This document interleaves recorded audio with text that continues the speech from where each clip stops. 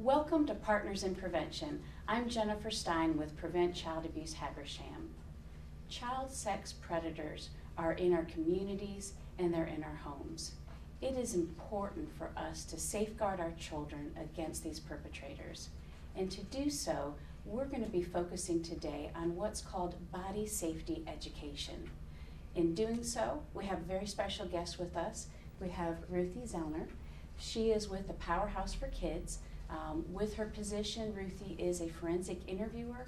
She has many years' experience in this field. So we're very excited that you're here with us, Ruthie, to talk about this, because with the statistics, it shows 1 in 10 children by the time they're 18 years old will experience some sort of sexual abuse. And then 90% of the time, they're going to know this person, that they're a trusted adult within their family.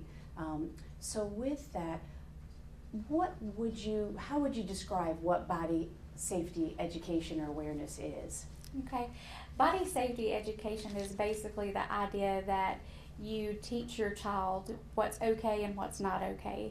And I think most people probably know the term good touch, bad touch. Yes. But we tend to try to stay away from the good touch, bad touch thing and talk more about what's okay and what's not okay, because not all bad touches feel bad. Right. So it can be very confusing right. for that child in that situation. Yes. So it can be confusing for a child when you say something's bad, but maybe it didn't necessarily feel bad. Sometimes like tickling doesn't necessarily feel like a bad thing, but that can often be the start to abuse. So we talk a lot about things that are okay and things that are not okay. Talk about body parts, what parts of your body are personal parts, and things like that, to make sure that they understand how to keep their body safe.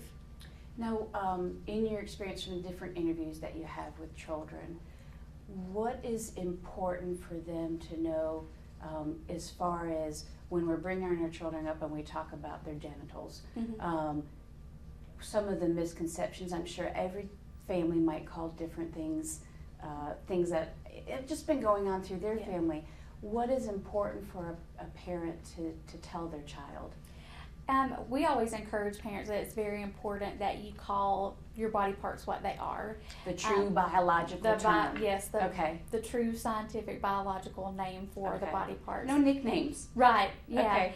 And we do, of course, people are uncomfortable sometimes talking about, it's uncomfortable for the parent to call it that, so they come up with cute little nicknames. But we always encourage parents to use the real term, because if something did happen to a child and they disclose that, say, to a teacher or someone like that, they may not have the language to understand what the child's talking about.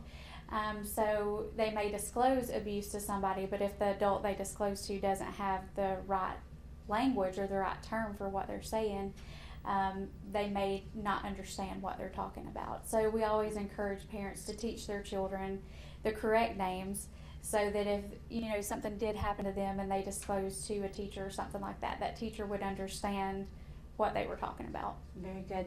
Now, as far as talking about to kind of like how their body is their body, so would there be boundaries that you could, when we're talking about body safety awareness, teaching our child boundaries too? Yes. Teaching your children boundaries about who is an appropriate person that can check, like to be very specific with them about who's an okay person. Like, if you have to go to the doctor and the doctor needs to check your body, that's okay, as long as mom or dad's with you, or caretakers with you, and they know that the doctor's doing that. If mom has to help you, wipe, or needs to put medicine on, that's okay. So to give them really concrete examples of what is okay and what is not okay. If a child touches you at school, that's not okay, and you need to tell somebody. So to give them examples of what would be okay and what would not be okay. What some of the things I've read about this grooming process that a perpetrator uses, sometimes there's this with secrets. And I know as a family, we all we all tend to sometimes have, cutesy secrets. Somebody's birthday's coming up, or we want to surprise them, so we might verbalize it in the word of a secret. Mm-hmm. As a parent, with creating this proper language and a very special relationship with your child, what would you say to our viewers as far as secrets? Any hints there? I think that on the Darkness to Light video, which I think that you're going to mention later, there's a lady who talks about, she tells her children that secrets often hurt people, Mm-hmm. and that surprises are good, but that secrets sometimes can hurt people. So we don't want to keep secrets from each other. So I think that's a really good way to put it to children, is to say that, secrets are not always okay. So if, anybody asks you to keep a secret or asks you not to tell, that should send a message to you that you need to talk to mom, or you need to talk to dad, or somebody you trust about that, because you don't always want to keep a secret from somebody. Right. Well, and it's such a power imbalance Mm-hmm. that a perpetrator can use when they gain that Right. over a child, by instilling the sense of fear that if they tell a secret, they're going to hurt or harm their family member. Right. So I would imagine it would just be terrifying for a child to be able to come forward. With that, what, any sense of, within that communication for body safety awareness, what would a parent tell a child in that communication? How do they get them to communicate if something is going wrong? Right. I think an important thing to say is children often think that they're going to be in trouble Mm-hmm. because this happened. Right. And so I think it's important, like when you're educating them about their body and keeping their body safe, to say to them, if this happens, it's not your fault. You're not in trouble. Okay. You won't be in trouble if you tell me that's happened. And we'll take care of it. Don't make promises to them. Say, I don't know what's going to happen, but we're going to make sure that, you're safe. Okay. And so I think it's important for parents to relay to their children that our job is to keep you safe. And so if you tell me that something happened to you, you're not in trouble for that. Very We good. want to make sure that you're okay. Wonderful. Well, when we get back after this message, we're going to talk more about body safety education and awareness, and why it's so critical as a parent to have this ongoing conversation with your child and our efforts to safeguard them against perpetrators. It's story time at the Cornelia Library. Hi, this is Alyssa inviting you to join us on Thursdays and Fridays at the Cornelia Library for story time beginning at 10 a.m. both days. There's music, songs, crafts, and lots of fun for everyone. The program is designed for ages 0 to 6, but all ages are welcome. Play, learn, and grow together at your Cornelia Library. At Windstream, we're offering our customers a new feature, Watch TV Everywhere. Now you can watch available episodes of favorite shows, movies, and live news and sports on tablets, smartphones, and laptops. There's no extra charge from Windstream.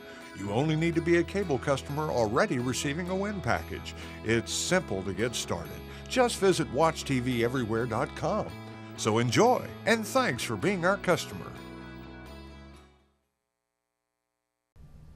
Welcome back to Partners in Prevention. I'm Jennifer Stein with Prevent Child Abuse Habersham. Today I have with me Ruthie Zellner from the Powerhouse for Kids. Ruthie is a forensic interview, and she knows firsthand how important it is to start at a very young age talking to your child about body safety awareness. This education that is ongoing can truly help safeguard your child against child sex predators. In a child's life, what would you say would be possibly the most critical years that they might be become victims? Mm-hmm. Any certain age range there that you've noticed? Young children are often good victims because, especially if they don't talk yet or don't have verbal skills, or if there's a developmental delay or something like that, it's often. With the internet now, teenagers are targeted more and more with, the internet and having access to people that they wouldn't normally have access to. So I would say there's necessarily an age that is more prominent than others, but it definitely, perpetrators unfortunately know exactly how to pick out their victims and who they want to target to victimize. It's just unfathomable for some of us to think that someone as young as 2-3 years old could fall victim. So truly, as a family and a caregiver, talking about body safety awareness is ongoing and starts at a very young age. Any certain way, we as parents, we do have some books with us today. You had mentioned earlier about the good touch, bad touch kind of going by the wayside because of the mixed emotions of what the physical feelings that could be conjured up for a child of something feeling good, which is out of their control. So tell me about, what more could we do there as far as that? Well, I think that, especially, I think it is an ongoing thing. Like, it should be something that you talk to your children about from diapering. So it could start even in the bathtub, when you're helping them bathe, talking about, when you wash your body parts, use the correct names for those body parts when you're bathing them, and kind of start off that way.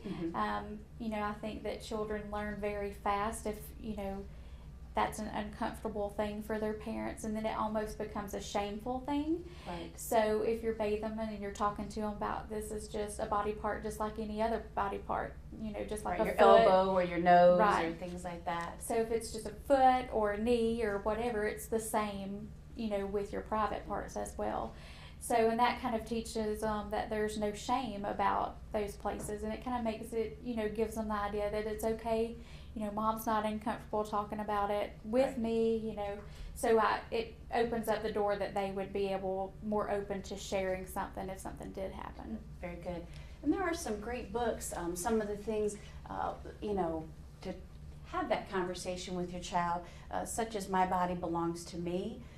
This is by, Jill Starshevsky. Any of these can be ordered on Amazon.com. But what's great about these is they're a book that you can read with your child and gives them the ability to know that they have private parts and that they are their body parts. And sometimes just even we as adults, when you're having a family member come over or a special friend come over, and we always encourage them to give that Aunt Sue a hug or a kiss before they go. And realizing that those boundaries, if a child's not comfortable, that we as adults need to respect that, and to not instill shame when a child's uncomfortable giving those physical things. So that's a great book in regards to that. Another one, as we talked about earlier, secrets, and how they can be damaging, and it's a tool that perpetrators use to groom that child as they're establishing that relationship. So this is a book by Janine Sanders. It's called Some Secrets Should Never Be Kept. There again, it's a great story that you can read with your child in regards to why we don't keep a secret, what it could evolve to, and how important it is to believe your child if they do disclose. Do you want to touch on that a little bit, Ruthie, about how a parent or a caregiver should react? Yeah, I think that even though it's hard, to remain calm, it's very important that, when your child's talking to you about something that may have happened, for you to try to, in that moment, remain calm and, say things to them like, I believe you, I trust you, it's okay to talk to me about this. And, we always try to encourage parents, like, you can fall apart in your privacy of your own room, but when your kids, talking to you about this, it's as much as you can important to remain calm, because if they see that you're afraid or you're scared, then that makes them afraid and scared too to talk about it. So I think it's important just to try your best to remain calm in that moment. Well, and one facet that we haven't quite touched on is sometimes child to child sexual abuse, Right. Sleepovers and things like that. Making sure that you have this open dialogue regularly, because as they start to do Right. sleepovers and have friends over, if they do have a friend that might be have that power over them, being comfortable to disclose. Right. We're blessed with having the Powerhouse for Kids, because if a child does disclose to you, there's this full of resources and counseling and helping that child through that step. Yeah, I mean, I think that it's just going back to what I said earlier about, giving them concrete examples of what is okay and not okay. To, if they're going on a sleepover or on a camping trip or something, to give them examples, Right. while you're away, if you're camping and somebody wants you to do Share a X, sleeping Y, bag Z or whatever. right, that's not okay. That's not something that mom wants you to do. And just to give them examples of things that are not okay, because even as adults, sometimes we need an example of, I'm not sure what you're talking about. Can you, Right. give me an Right. example of what you mean? So that helps them understand, too, because if you just give them this general, description of things that are not okay, they might not understand. Being clear and descriptive. Yes, just can be clear, very helpful. descriptive, and be very helpful to them. Makes it easier for when they do come home. If something was uncomfortable, they can share that. Right, So, right. well, when we get back from this break, we're going to talk a little bit more about how we can empower our children to safeguard their bodies, and then we're going to talk about what adults can do to empower their families and their community to help protect us against child sex predators. Thank you. It's story time at the Cornelia Library. Hi, this is Alyssa inviting you to join us on Thursdays and Fridays at the Cornelia Library for story time beginning at 10 a.m. both days. There's music, songs, crafts, and lots of fun for everyone. The program is designed for ages 0 to 6, but all ages are welcome. Play, learn, and grow together at your Cornelia Library. At Windstream, we're offering our customers a new feature, Watch TV Everywhere. Now you can watch available episodes of favorite shows, movies, and live news and sports on tablets, smartphones, and laptops. There's no extra charge from Windstream. You only need to be a cable customer already receiving a Wind package. It's simple to get started. Just visit WatchTVEverywhere.com. So enjoy, and thanks for being our customer.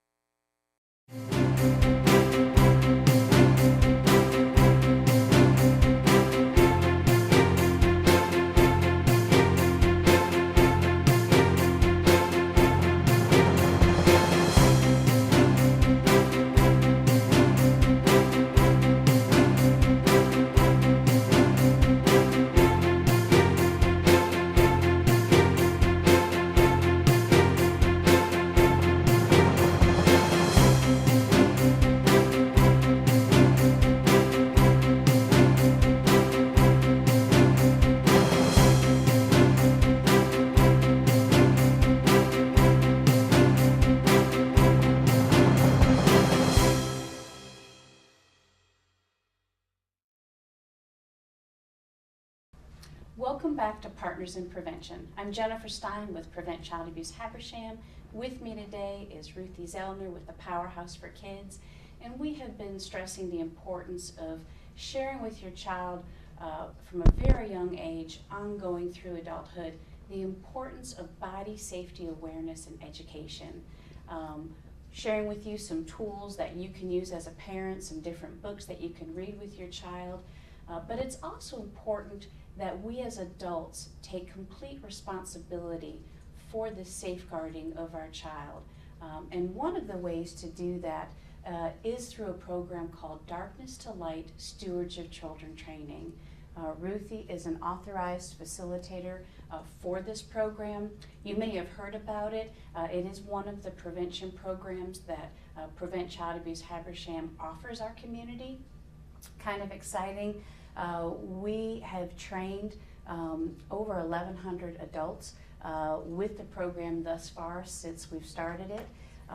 So we're continuing on this year. It's one of our goals because it is known that with this program you can empower your family and your community on what to do to help prevent, recognize, and react to child sexual abuse.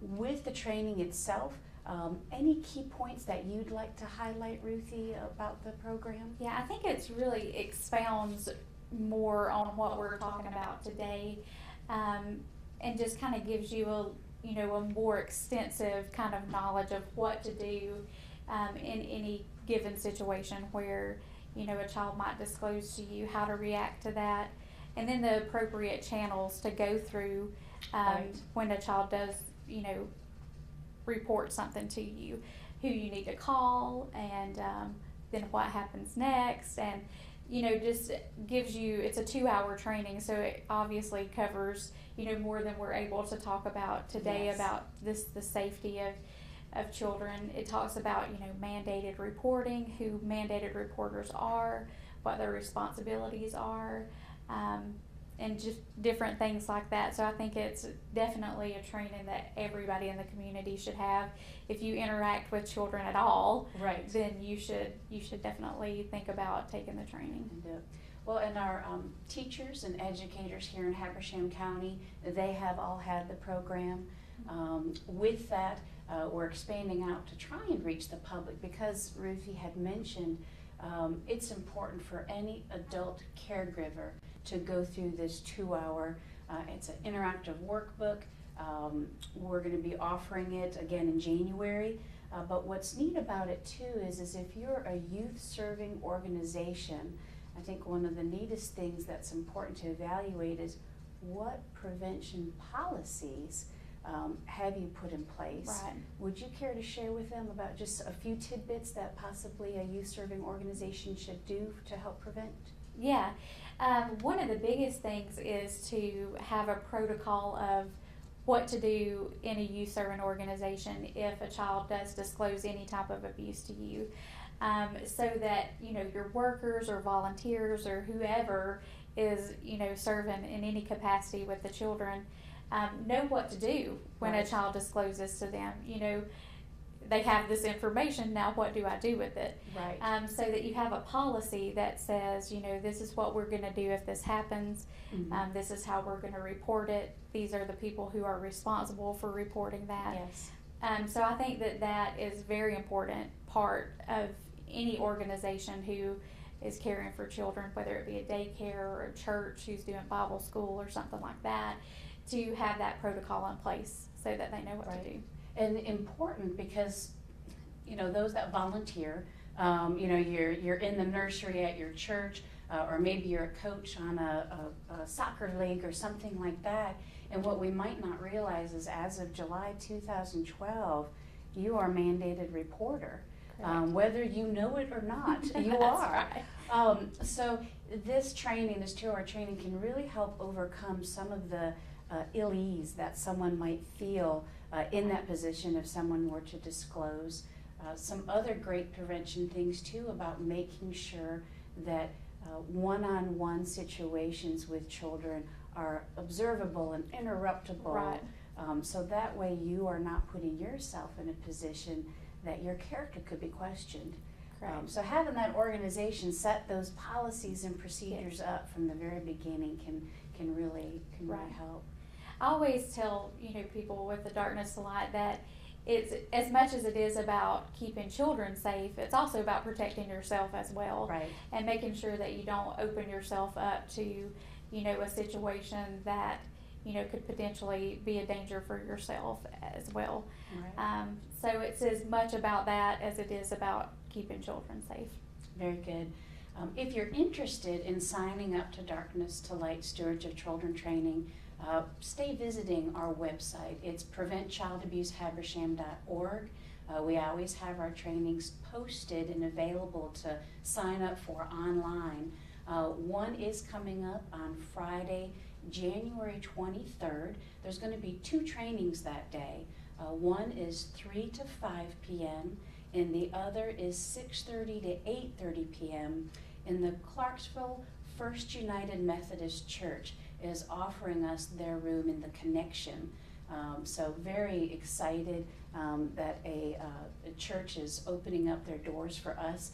So there again, if you are a parent, grandparent, anybody that serves in a youth serving organization, I would encourage you to take the time. The workbook is $10.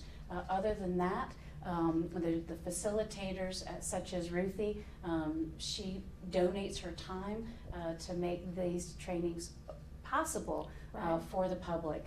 And this is where it's so important when a child, 90% of the time, the perpetrator is this known, trusted adult by the family. We no longer need to worry about stranger danger.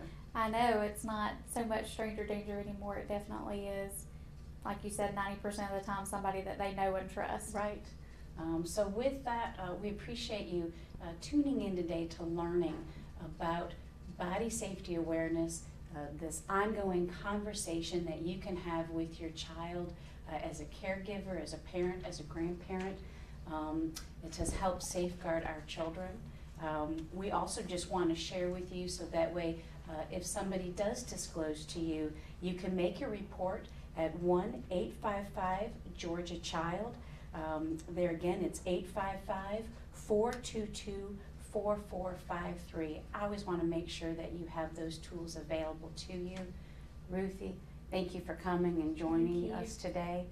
We appreciate your insight and appreciate what you do helping children that have been exposed to abuse start the healing process. Thank you for having me. Thanks.